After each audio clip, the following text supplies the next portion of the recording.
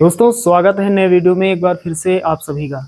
दोस्तों आज की इस वीडियो में हम लोग सीखेंगे विलोपन विधि से कैसे दिए गए समीकरण युग्म को हल करते हैं, अर्थात x और y का मान कैसे निकाला जाता है।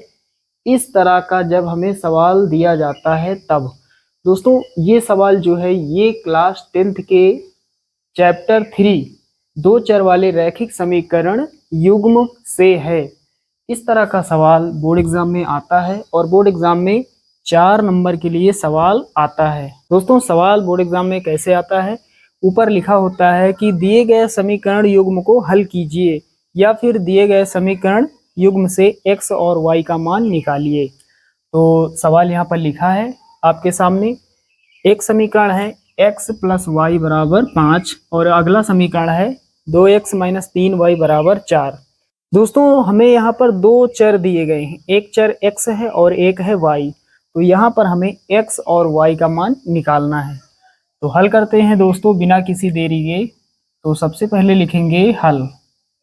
तो यहाँ पर दो समीकरण हैं, ये जो है इसको हम समीकरण 1 मान लेते हैं और ये वाला जो समीकरण है इसको हम समीकरण 2 मान लेते हैं। दोस्तों यहाँ पर लिखा है विलोपन विधि। विलोपन विधि को इंग्लिश में कहते हैं एलिमिनेशन मेथड। इसको इंग्लिश में क्या कहते हैं? Elimination method. इंग्लिश में कहते हैं विलोपन विधि को एलिमिनेशन मेथड। तो यहाँ पर ये आपने जान लिया। दोस्तों यहाँ विलोपन का मतलब क्या होता है, लिखा है विलोपन विधि, तो विलोपन का मतलब होता है गायब करना, हटाना। तो विलोपन विधि में क्या करना होता है, हमें हटाना होता है, गायब करना होता है। किसी एक चर के गुणांक बराबर करके हमें हटाना होता है, गायब करना होता है। तो साथियों विलोपन विधि में हमें क्या करना होता है, किसी एक चर के हमें गुणांक बराबर करने होते हैं। या तो हम x के गुणांक बराबर कर ले या फिर y के गुणांक बराबर कर ले। चलिए x के गुणांक को बराबर करते हैं। तो यहाँ पर ये जो समीकरण 1 है, यहाँ पर x का गुणांक कुछ भी नहीं है, आगे यहाँ पर कोई संख्या नहीं है। लेकिन ये जो समीकरण है यहाँ पर x का गुणांक 2 दिया गया है, यहाँ x के आगे 2 नहीं है। इसका मतलब x का गुणांक 2 हो जाए तो दोनों के गुणांक बराबर हो जाएंगे। तो यहाँ पर हम क्या लिखेंगे, यहाँ लिखेंगे समीकरण 1 में 2 से गुणा करने पर। तो हमने क्या लिखा दोस्तों, समीकरण 1 में 2 से गुणा करने पर। तो चलिए ये जो पूरा समीकरण है इसमें 2 से गुणा कर देते हैं। तो यहाँ पर 2 से गुणा होगा 2x हो जाएगा, प्लस लगाएंगे, यहाँ भी 2 से गुणा होगा 2y हो जाएगा, फिर ये बराबर लगाएंगे, 5 में 2 से गुणा होगा 5 दूना 10 हो जाएगा। अब एक नया समीकरण हमें प्राप्त हो गया, इसको हम मान लेंगे समीकरण 3। अब दोस्तों देख पा रहे हैं समीकरण 2 और 3 में x के गुणांक बिल्कुल एक जैसे हो गए, बिल्कुल सेम यहाँ पर हैं। x का गुणांक 2 है, यहाँ पर भी x का गुणांक 2 है। तो अब हम क्या करेंगे, अब हम समीकरण 2 और 3 को हल कर लेंगे। दोस्तों यहाँ पर 2x प्लस का है, 2x यहाँ पर भी प्लस का है, दोनों प्लस के हैं इसलिए हमें घटाना पड़ेगा।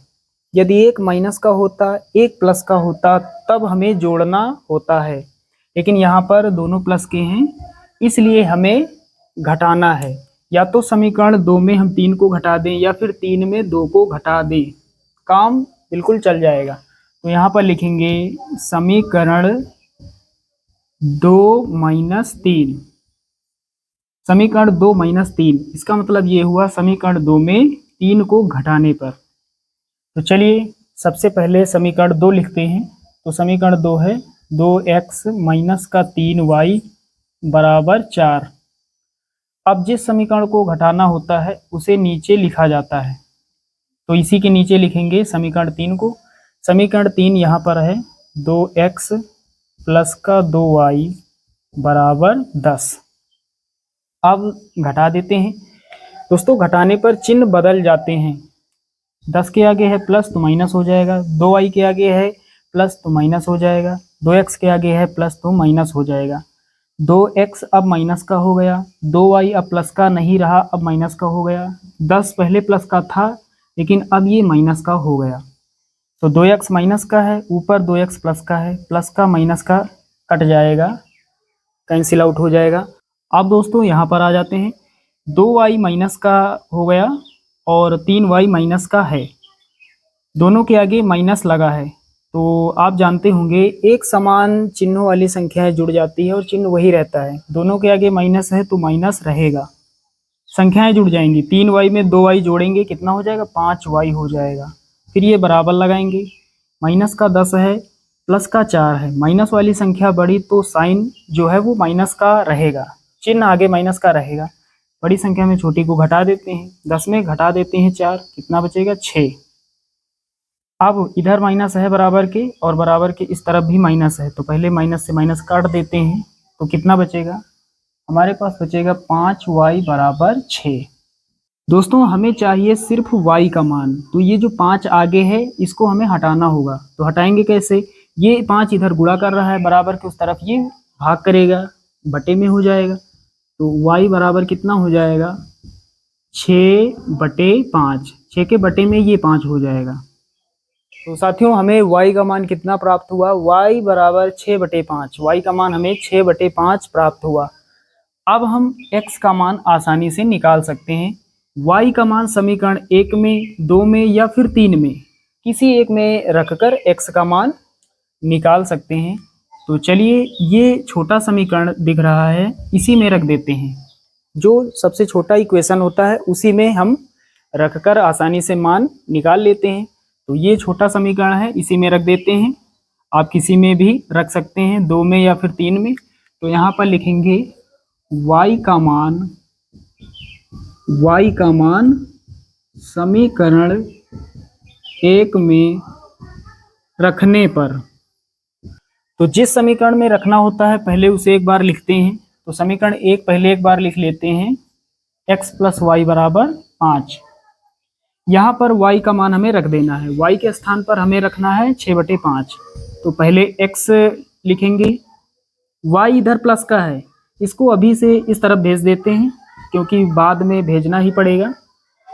तो y इधर प्लस का है, इधर आएगा माइनस का हो जाएगा, x बराबर 5 - y। अब यहाँ रख देते हैं, 5 लिखेंगे माइनस y के स्थान पर 6/5, 6 बटे में कितना 5, नीचे कुछ नहीं इसके 1 मान लेते हैं। दोस्तों तिर्यक गुणा कर लेते हैं, भिन्न का घटाना आपने पढ़ा होगा, 5 25 हो जाएगा, माइनस 1 का टेबल 6 बार यानी 6 के 6 हो जाएगा, और नीचे कितना 5 1 के 5, तो कितना हो जाएगा 25 में घटाएंगे 6 19 बचेगा, और नीचे कितना 5। तो x का मान कितना हो जाएगा, x का मान हो जाएगा 19/5। तो हमें यहाँ से x का भी मान प्राप्त हो गया। तो दोस्तों यहाँ पर x और y दोनों का मान हमने निकाल लिया है। x का मान प्राप्त हुआ 19/5 और y का मान प्राप्त हुआ 6/5। चाहे तो हम आंसर भी चेक कर सकते हैं। आंसर कैसे चेक करेंगे, ये जो आंसर हमने यहाँ पर प्राप्त किया है x और y का मान, ये करेक्ट है या नहीं, तो इसकी जांच भी हम कर सकते हैं, इसकी जांच हम कर सकते हैं। ये जो x और y का मान आया है ये दोनों समीकरणों को संतुष्ट करेगा। तो किसी एक में रखकर चेक कर लेते हैं, दूसरे वाले में आप चेक कर लेना। इसमें तो समीकरण 1 है x + y बराबर कितना 5, यहाँ पर x और y का मान रख देते हैं। तो x का मान कितना प्राप्त हुआ 19/5 प्लस y का मान कितना 6/5 बराबर कितना 5, नीचे बराबर है हर, ऊपर जुड़ जाएगा, 19 + 6 कितना हो जाएगा 25, 25/5 बराबर कितना 5, 5 इधर भाग कर रहा है, इधर गुणा करेगा, तो 25 बराबर 5 25। देख पा रहे हैं दोनों पक्ष बिल्कुल इक्वल हैं, बिल्कुल बराबर हैं। इसका मतलब ये जो आंसर आया है x और y का मान, ये बिल्कुल करेक्ट है।